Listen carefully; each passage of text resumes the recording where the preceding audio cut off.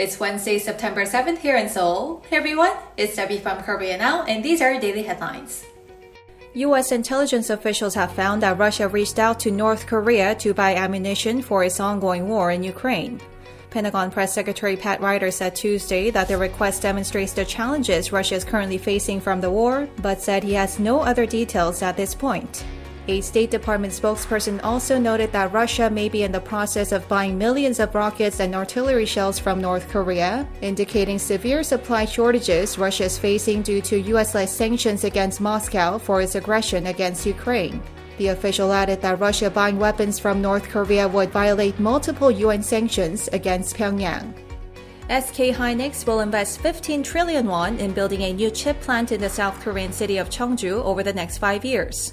The company said Tuesday that it will start building the new fabrication plant named M15X in October, with plans to complete construction in early 2025.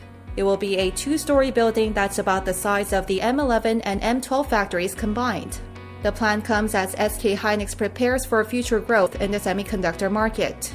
As for the next M17 plant, the company said it will decide on the construction plans after reviewing the overall business environment.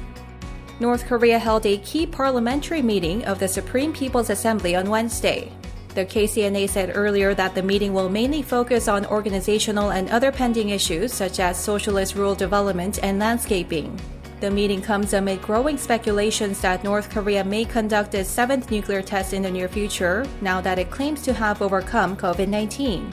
For now, it's unclear whether North Korean leader Kim Jong-un attended the latest session, though experts say Kim likely skipped the meeting as he recently made a series of public messages at emergency meetings on COVID-19 and natural disasters. And those are your top stories. For full-length articles, you can go to our official website, linked down below. As always, make sure to subscribe to Korea Now for more daily updates.